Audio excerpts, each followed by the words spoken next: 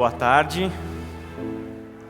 Nós nos reunimos para louvar ao Senhor, cantar essas músicas que falam tanto da nossa fé, da nossa esperança, o amor do nosso Deus que sustenta a nossa vida, que sustenta a nossa história.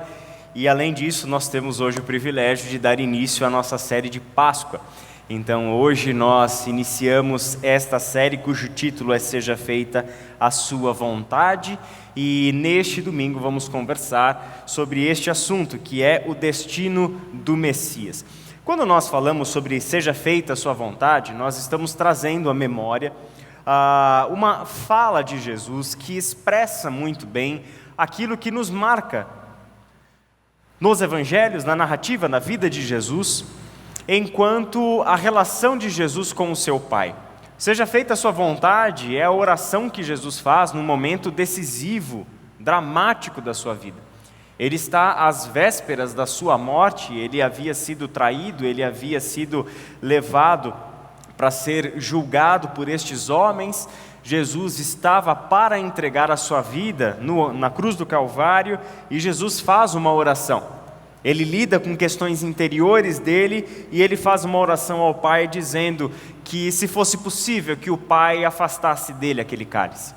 Se fosse possível, o Pai impedisse que acontecesse com ele o que Jesus sabia que estava para acontecer, que seria a brutal morte de cruz. E Jesus termina esta oração para a sua felicidade e para a minha felicidade, dizendo: seja feita a sua vontade e não a minha. Seja feita a sua vontade e não a minha. Jesus entrega-se ao Pai, submisso ao Pai, obediente ao Pai. Esta é uma série de Páscoa que nós fazemos em um ano em que nós estamos aplicando na nossa vida prática o conceito bíblico de discipulado. Por isso, a obediência do discípulo de Jesus é uma marca essencial que nós precisamos carregar, refletir sobre ela e, sobretudo, praticar na nossa vida cotidiana.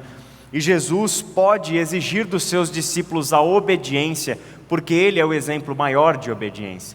Ele é alguém que se sujeitou ao Pai, Ele é alguém que se colocou debaixo da vontade do Pai, e isso levou até a cruz do Calvário por nós, no nosso lugar. Por isso esta série, Seja Feita a Sua Vontade. Hoje o assunto, o destino do Messias, e quero te convidar a ler comigo o texto de Marcos, capítulo 10, do versículo 41 ao versículo 45. Evangelho de Marcos, capítulo 10, do versículo 41 ao 45. Eu vou fazer a leitura desse texto, eu também vou projetar esse texto, mas se você quiser e puder abrir a sua Bíblia e deixar aberta, porque a gente vai voltar para esse texto ao longo da nossa reflexão. Marcos, capítulo 10, versículo 41. Encontraram aí? Vamos à leitura? Quando os outros 10 ouviram essas coisas, ficaram indignados com Tiago e João. Jesus os chamou e disse: vocês sabem que aqueles que são considerados governantes das nações as dominam, e as pessoas importantes exercem poder sobre elas. Não será assim entre vocês. Ao contrário, quem quiser tornar-se importante entre vocês deverá ser servo, e quem quiser ser o primeiro deverá ser escravo de todos. Pois nem mesmo o Filho do Homem veio para ser servido, mas para servir e dar a sua vida em resgate por muitos. Feche os teus olhos e vamos orar mais uma vez.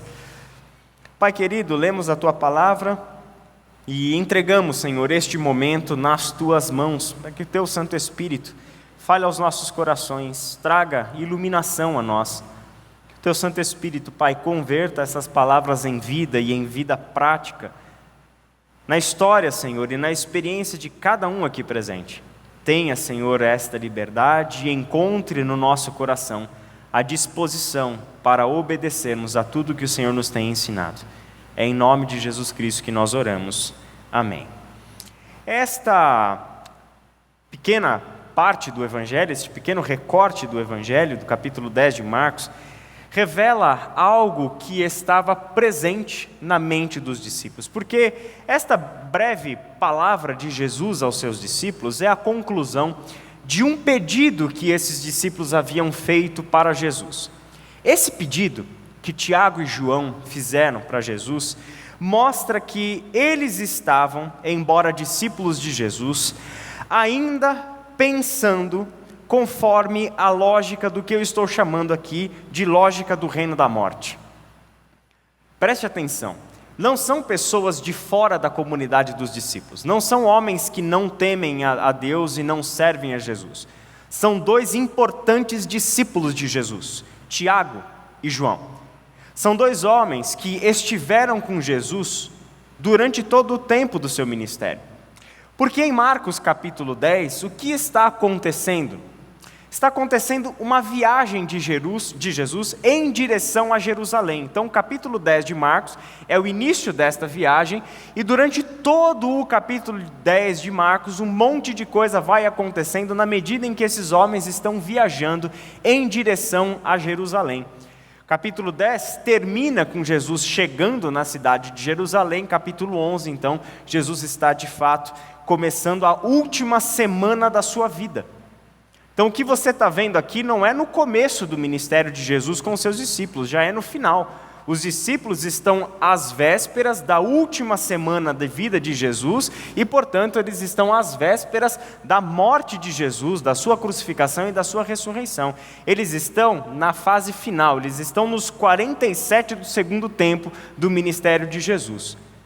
E quando eles estão, neste momento, já avançado no ministério de Jesus, onde Jesus está para entrar em Jerusalém, ali vai acontecer a entrada triunfal de Jesus em Jerusalém, por ocasião da festa judaica da Páscoa. Então, Jerusalém estava abarrotada de gente, era uma semana de festividades. Jesus vai entrar com seus discípulos ali e a gente sabe o que vai acontecer, é um momento crítico. Então, do capítulo 10 e 11 até o 16, é uma semana da vida de Jesus. E nesse estágio avançado da caminhada com Jesus, eles fazem para Jesus um pedido, e este pedido que fazem a Jesus revela que estes discípulos ainda pensam com as lógicas do reino da morte. Preste atenção na pergunta que está no versículo, no pedido que está no versículo 37. Permita que na tua glória nos assentemos, um à tua direita e outro à tua esquerda. Disse-lhes Jesus: vocês não sabem o que estão pedindo. Tiago e João fazem esse pedido para Jesus. Jesus, quando entrares na tua glória, permita-nos posições de honra, posições de importância dentro do teu reino. Que reino esses discípulos estavam esperando de Jesus? O reino de Jerusalém. Na cabeça dos discípulos, esse negócio de entrar na tua glória não é o que a gente pensa sobre entrar na tua glória. Entrar na tua glória para nós significa o trono celestial, o trono do universo, o governo sobre todas as coisas e tudo aquilo que a gente já sabe. Mas na cabeça daqueles discípulos naquela época, Jesus, por ser um herdeiro de Davi, ele tomaria o trono que lhe era de direito. E ele era rei de direito, não de fato. De quem? Deste povo, em Jerusalém. O trono de Herodes, que era o rei de fato, na verdade, era um trono de Jesus por direito, porque Jesus era um descendente de Davi, e com Davi Deus havia feito uma aliança que não faltariam herdeiros do seu trono. O trono de Davi seria perpetuado nessa história. É claro que existia um monte de herdeiro, de filho de Davi nesse tempo. Só tem um detalhe sobre Jesus: nenhum dos outros filhos de Davi daquele tempo tinha poder para devolver vista a cegos, para purificar leprosos, para fazer com que paralíticos andassem, para perdoar pecados, para acalmar uma tempestade, para alimentar uma multidão com 5 pães e 2 peixes, para ressuscitar mortos, para expulsar espíritos malignos. Eles nunca viram um ser humano entre eles com tanto poder para realizar coisas extraordinárias como os olhos desses discípulos viram Jesus realizar. Logo, esses discípulos, somando uma coisa a outra, ligando a peça A na peça B, o herdeiro de Davi, aquele que vem para reinar, ele anuncia a chegada do reino de Deus, e ele tem o poder para realizar essas coisas. Definitivamente chegou o Messias, mas o Messias do jeito que eles esperavam. Um Messias que tiraria Herodes do trono, sentaria no seu trono, acabaria com a opressão do Império Romano, destruiria as forças romanas que oprimiam esse povo há tanto tempo e restauraria a glória ao povo de Deus. Isso é tão verdade que em Atos capítulo 1, versículo 6, depois da ressurreição de Jesus, em que Jesus ainda está 40 dias vivendo com os discípulos, dando-lhes instruções acerca do reino de Deus, eles ainda estão perguntando para Jesus: é nesse tempo que o Senhor vai restaurar o reino a Israel? A cabeça dos discípulos era a cabeça de que nós deixamos tudo para seguir esse sujeito, e nada mais coerente com a nossa lógica de que, já que ele está para entrar em Jerusalém, e em Jerusalém, na festa da Páscoa, a coisa deve ser decidida, a coisa deve acontecer, deixa a gente aproveitar esse finalzinho de viagem para chamar Jesus de lado e fazer um pedido: Mestre, conceda-nos lugar de honra e importância no teu reino, quando o Senhor chegar no trono, quando o Senhor chegar na sua glória. Isso, meu irmão e minha irmã, é pensar com as lógicas do reino da morte. Isso é não pensar do jeito que Jesus pensava. Isso é não pensar da maneira com que o reino de Deus se manifestava no ensino de Jesus. Em Lucas, capítulo 22, nós temos uma cena interessante. Aqui, Jesus já entrou em Jerusalém, as coisas todas, o alvoroço já aconteceu em Jerusalém, e em Lucas 22, Jesus está celebrando a ceia com os discípulos, ele está comendo a Páscoa com os discípulos. E ao comer essa Páscoa com os discípulos, você sabe bem, ele vai chamá-los em particular, então ele está com um grupo pequeno dos seus discípulos, aqueles mais próximos dele, que nós chamamos de apóstolos, e aí ele vai partir o pão e dizer para os discípulos o seguinte: olha, este pão é como o meu corpo, que será partido por vocês. Este cálice representa a nova aliança que eu faço no meu sangue, sangue que eu vou derramar por vocês. E enquanto Jesus está falando essas coisas, enquanto Jesus está instituindo a Páscoa cristã e aquilo que é a nossa ceia, os discípulos estão em conversa paralela, perguntando o seguinte: surgiu também uma discussão entre eles acerca de qual deles era considerado o maior. Jesus está mostrando a sua vida como o sacrifício que estava para acontecer, e os discípulos, com a lógica do reino da morte, estão preocupados: quem é o maior entre nós? Se acontecer isso aí que ele está falando, quem é que vai assumir a liderança do grupo? Quem que é o mais importante entre nós? Você percebe que é a mesma lógica que ainda está atuando na cabeça dos discípulos? Infelizmente, esta é ainda a lógica que atua na cabeça de muitos crentes. De que nós ainda podemos viver a nossa vida de acordo com os nossos critérios e as nossas lógicas de busca por relevância, por sucesso, por fama, por poder, por dominar um ao outro. Então Jesus, com toda a paciência do mundo, até brinquei de manhã, se você já ouviu falar de paciência de Jó, é que você não ouviu falar da paciência de Jesus. Com toda a paciência do mundo, Jesus, na véspera da sua morte, ainda vai mais uma vez dar uma lição para os caras. Fala: gente, com vocês não serão assim. Já falei isso trocentas vezes, mas deixa eu falar mais uma vez: com vocês não será assim. E então Jesus, ao longo do seu ministério, foi dando um aporte cirúrgico a este assunto, fazendo a desconstrução da lógica do reino da morte na cabeça dos seus discípulos. Jesus entendia como os discípulos pensavam, como a cabeça dos discípulos pensava, por quais critérios eles pensavam, qual era o mapa mental que existia na cabeça dos discípulos que fazia eles interpretarem e navegarem por essa realidade da vida. Por quais razões eles buscavam sentido? Por quais razões eles buscavam ser importantes e assim por diante? Jesus vai no cerne da questão e ao longo do seu trabalho com os discípulos, ele vai desmantelando todas essas estruturas de pensamento, desconstruindo paulatinamente a lógica do reino da morte. O nosso texto diz o seguinte: Jesus os chamou e disse: vocês sabem que aqueles que são considerados governantes das nações as dominam, e as pessoas importantes exercem poder sobre elas. Então o que Jesus faz num primeiro momento? Coloca diante dos discípulos a realidade que eles conhecem e como funciona a lógica vigente e pela qual os discípulos pensam. Então é o seguinte: isso que vocês estão pedindo para mim, de um se sentar à minha direita e o outro à minha esquerda, esses lugares de importância, ministérios honrosos no meu reino e etc., é isso que vocês estão pedindo, nada mais é do que um reflexo totalmente natural do mundo em que vocês vivem, em que governantes dominam as nações, em que pessoas importantes exercem poder sobre elas.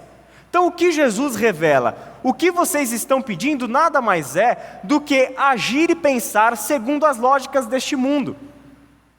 Mas tem algo aqui que passa às vezes despercebido por nós. Deus fez o ser humano para dominar. Deus fez o ser humano para exercer domínio sobre a criação.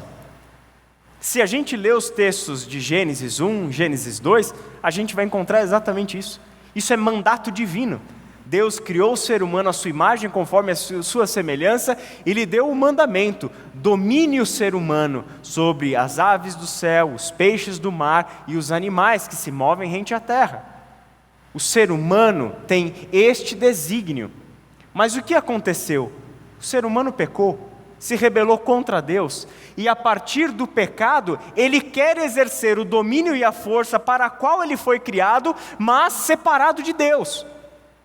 Ele quer exercer o domínio, ele quer exercer o poder sobre a criação, mas pelo poder do pecado e da morte, e não pelo poder do amor e da graça de Deus. Então é isso que está acontecendo. Então este ser humano, desde Gênesis 3, o que a história bíblica nos conta? O que é que constitui a história humana? De que nós estamos o tempo todo buscando um dominar sobre o outro.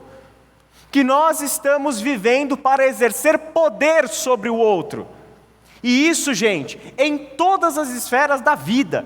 Na nossa vida particular, na nossa vida pública, na estrutura social.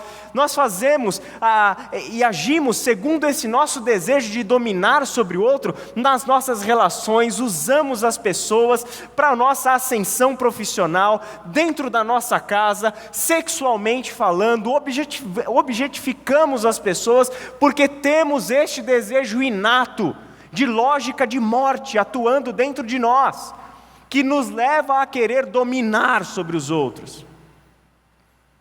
Então Jesus mostra, escancara para eles o porquê eles pensam como eles pensam. Vocês têm como referência os governantes deste mundo, que dominam sobre as nações. Vocês têm como referência as pessoas importantes deste mundo, que exercem poder sobre as outras. E aí Jesus desmantela o pensamento. Não será assim entre vocês. Essa lógica acaba aqui. Esta lógica já não funciona mais. Porque no reino de Deus, a lógica é outra. A gente precisa desconstruir essa lógica pela qual vocês pensam. Não será assim entre vocês. E aí ele diz algo interessante. Ao contrário, Jesus não apenas vai apresentar uma lógica diferente, ele vai apresentar uma lógica oposta. É um contraponto à lógica deles. É ao contrário. Quem quiser tornar-se importante entre vocês, deverá ser servo, que literalmente é escravo. E quem quiser ser o primeiro, deverá ser o escravo de todos. Olha que coisa incrível que Jesus faz.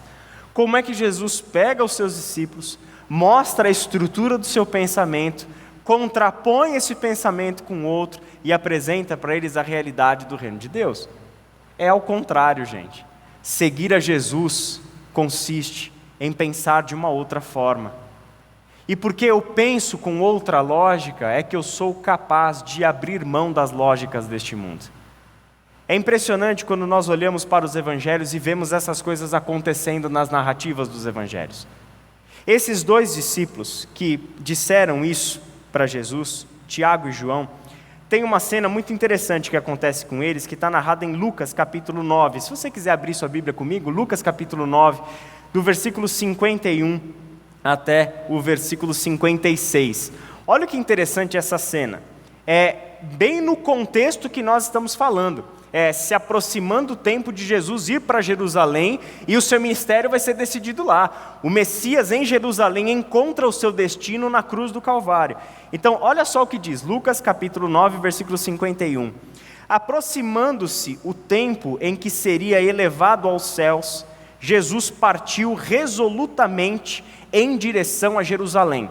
Então, olha a situação. Chegando o tempo em que Jesus partiria, chegando o tempo da sua morte, Jesus parte resolutamente em direção a Jerusalém. E enviou mensageiros à sua frente. Indo estes entraram num povoado samaritano para lhe fazer os preparativos. Mas o povo dali não o recebeu, porque se notava que ele se dirigia para Jerusalém. Ao verem isso, os discípulos, quem? Tiago e João, perguntaram: Senhor, queres que façamos cair fogo do céu para destruí-los? Mas Jesus, voltando-se, os repreendeu, dizendo: vocês não sabem de que espécie de espírito vocês são, pois o Filho do Homem não veio para destruir a vida dos homens, mas para salvá-los. E foram para outro povoado. Você percebe o conflito das lógicas? Vocês não percebem o espírito do qual vocês são. Vocês não percebem que o pensamento de vocês e a ideia passar pela cabeça de que Jesus ia querer que Deus mandasse fogo para destruir uma cidade é de alguém que está pensando pelas lógicas da morte. Pelas lógicas da morte. E em pleno século 21 ainda tem discípulo de Jesus achando que a gente tem que matar os outros. Achando que é normal tirar a vida de um ser humano, achando que é normal que em defesa pessoal é válido tirar a vida de um ser humano. Não entendemos o básico ainda do Evangelho, o básico.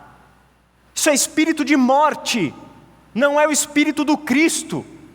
O espírito do Cristo é aquele que veio trazer vida aos homens, vida, não morte. Esses mesmos dois discípulos. Está vendo como Jesus é paciente? Está vendo como Jesus é paciente? 21 séculos depois, e ele continua tendo que pegar a gente pela mão e ensinar as mesmas coisas. E nós temos uma vantagem sobre esses discípulos. Nós temos 2000 anos de história, o Espírito Santo e a Palavra de Deus. Eles não tinham isso. Então eles têm mais desculpa do que a gente. E aí, por conta de que, graças a Deus, alguns homens e mulheres na história entenderam o Evangelho, a gente tem palavras como essa aqui do apóstolo Paulo aos Coríntios: porque embora seja livre de todos, fiz-me escravo de todos, para ganhar o maior número possível de pessoas. Olha a lógica do reino. Paulo, vamos lembrar disso, antes de se converter a Jesus Cristo, e antes de se tornar um discípulo de Jesus Cristo, quem era Paulo? Um membro do partido judaico dos fariseus, um partido tremendamente radical dos judeus. E por conta da sua fidelidade a Deus, por conta da convicção que Paulo tinha de que vivia na verdade de Deus, ele agia para arrancar os seguidores de Jesus das suas casas e lançá-los na prisão. Paulo, um membro do partido dos fariseus, que conhecia a palavra de Deus como ninguém, convicto de que está agindo na verdade, não percebe que agia pelas lógicas do reino da morte e consentia na morte de Estevão. Anos mais tarde, um verdadeiro discípulo de Jesus, ele pode dizer essas palavras: embora eu seja livre de todos, o que eu fiz-me escravo de todos, para ganhar o maior número possível de pessoas. Que coisa linda! É no exercício da sua liberdade que ele decide se tornar um escravo dos outros. É no exercício da sua liberdade que ele decide servir o outro. Olha só o que Lutero disse. Um dos textos mais importantes da Reforma Protestante é um livreto, pequeno livreto que Lutero escreveu, chamado Tratado sobre a Liberdade Cristã, ou da Liberdade Cristã. E logo na introdução deste livro, onde ele vai discorrer sobre a essência da liberdade cristã, ele escreve o seguinte: para conhecermos a fundo o que é uma pessoa cristã e sabermos em que consiste a liberdade que Cristo adquiriu e lhe concedeu, de que Paulo tanto escreve, quero apresentar estas duas frases. Primeira, um cristão é senhor livre sobre as coisas e não está sujeito a ninguém. Segunda, um cristão é um servo prestativo em todas as coisas e está sujeito a todos. A liberdade cristã apresenta-se como um paradoxo. Somos livres de tudo e de todos, porque Cristo Jesus nos libertou. Somos livres das lógicas do reino da morte, porque Jesus Cristo nos libertou. E no exercício da nossa liberdade, nós nos tornamos servos prestativos do nosso próximo, porque esta é a prática do amor. É o amor que serve, é o amor que se submete ao outro, não é o amor que quer dominar sobre o outro. Isso não existe. A lógica do querer exercer poder sobre o outro, do enfiar a nossa verdade goela abaixo do outro, isso não cabe na lógica do reino de Deus. Isso é lógica da morte. Então, Jesus vai apresentar para os seus discípulos a lógica do reino de Deus. E esse texto termina no versículo 45, com a explicação de Jesus da sua missão. O que o Filho do Homem veio fazer nesse mundo? Se vocês são os meus discípulos, é importante que vocês entendam isso. Qual é a razão de eu estar aqui? É importante que vocês entendam que o que vocês são e o que vocês vão se tornar tem a ver com o que eu estou fazendo aqui. E aí Jesus diz para eles o seguinte: pois nem mesmo o Filho do Homem veio para ser servido, mas para servir e dar a sua vida em resgate por muitos. Nem mesmo o Filho do Homem, que é Ele. E quem é o Filho do Homem? O Filho do Homem é aquele que na esperança judaica, de acordo com Daniel, capítulo 7, versículos 13 e 14, recebeu o poder, o governo e o domínio, e o seu reino é reino eterno. Esse é o Filho do Homem, que recebeu o reino e que reinará por toda a eternidade. Então, o Filho do Homem, o Rei eterno, está entre vocês. E eu estou entre vocês não para ser servido, mas eu estou entre vocês para servir. E ir até o máximo do serviço que um ser humano pode prestar a outro ser humano. Qual é o máximo desse serviço? É entregar a vida por você. É entregar a vida no seu lugar. Esse é o máximo de um serviço que um ser humano pode prestar a outro. É exatamente isso que o Filho do Homem veio fazer: dar a sua vida em resgate por muitos. Ele veio para nos salvar. A lógica do reino de Deus é outra. O importante no reino de Deus é aquele que se assemelha a Cristo e serve ao outro, dá a sua vida pelo outro, não toma a vida do outro, não domina sobre o outro, não quer exercer poder sobre o outro. A lógica do reino de Deus é a lógica do Filho do Homem, que se apresenta a nós como diácono. Essa é a palavra original para servir. Eu estou neste mundo como diácono. Imagine uma grande mesa um banquete celestial. Jesus não está no lugar de honra do banquete, Ele está servindo você à mesa. É você que está no lugar de honra. Isso é lógico? Não, isso não tem lógica. Assim como quando Jesus foi lavar os pés de Pedro, Jesus falou: o senhor não vai lavar meu pé, eu que tenho que lavar o seu pé. Porque não tem lógica o senhor lavar meu pé. Não tem lógica segundo a lógica da morte.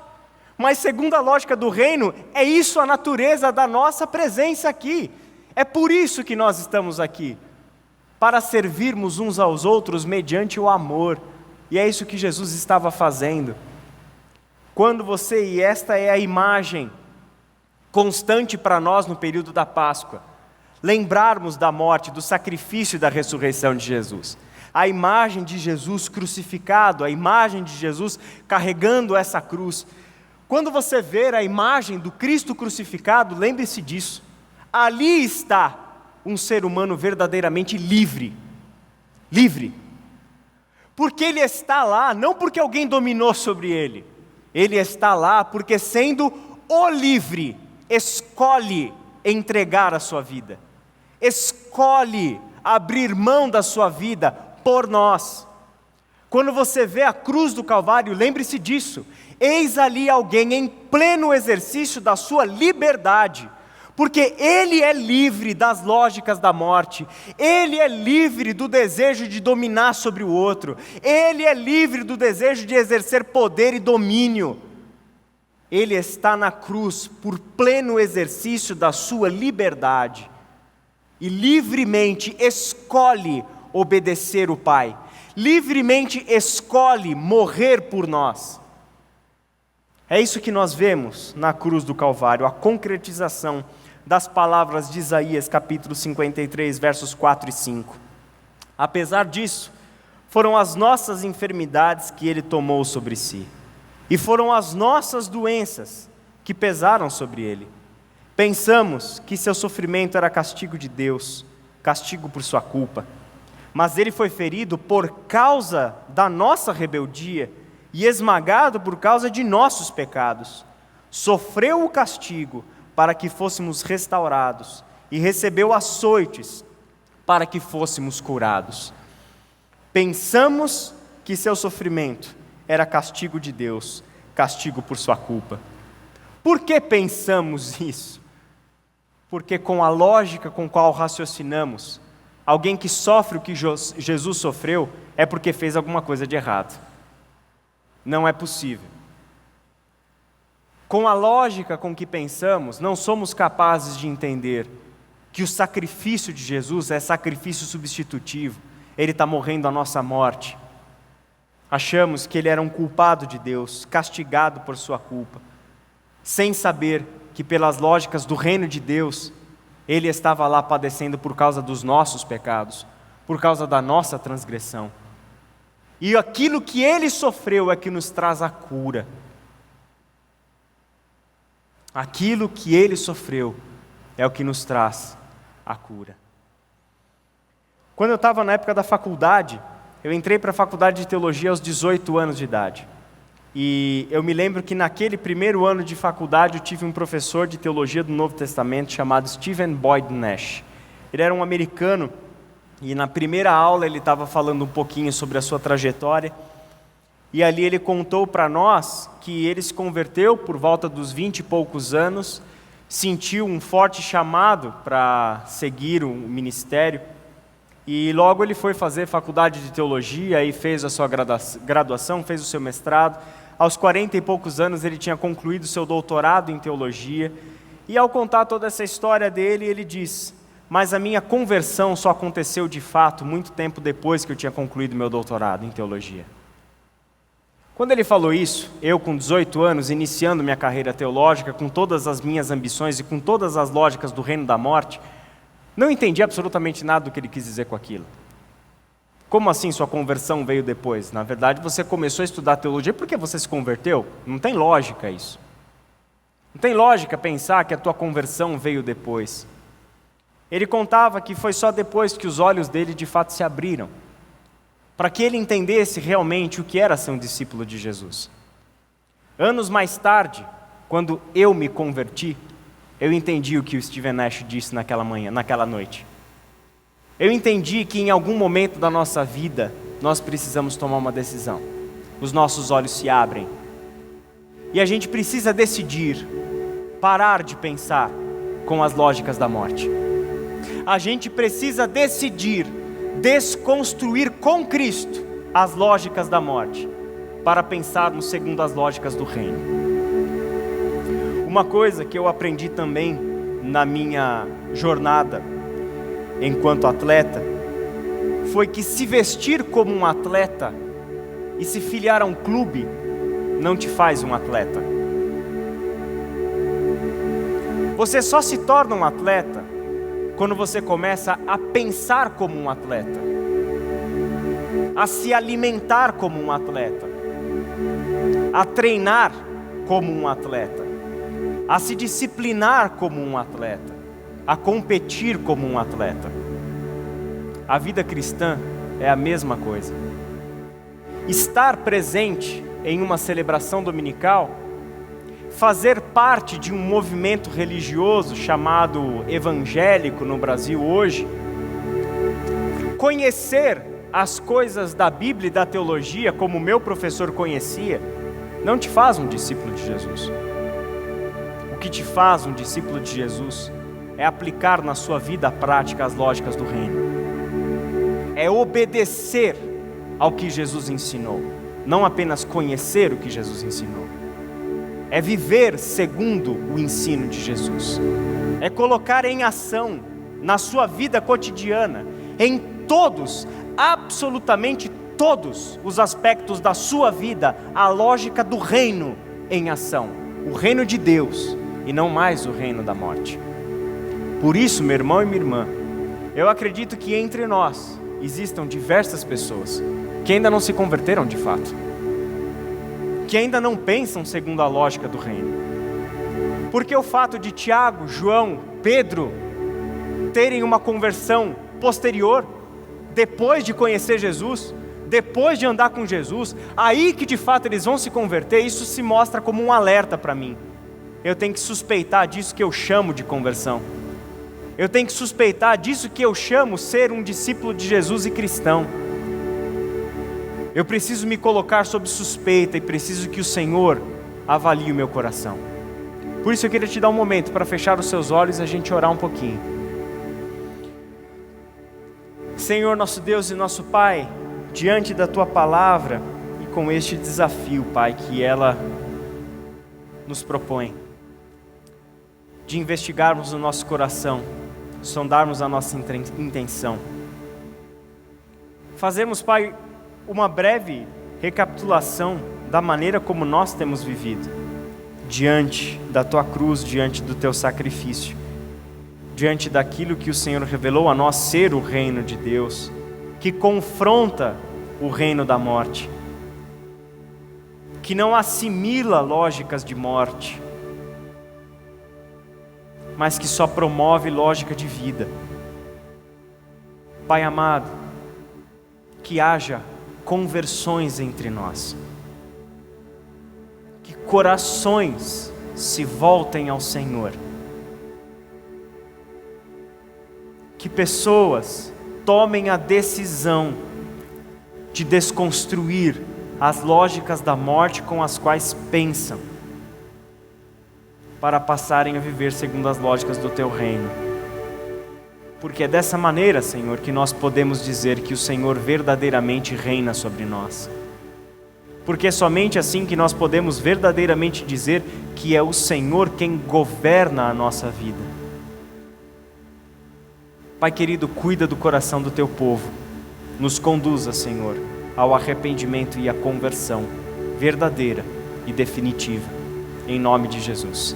Amém.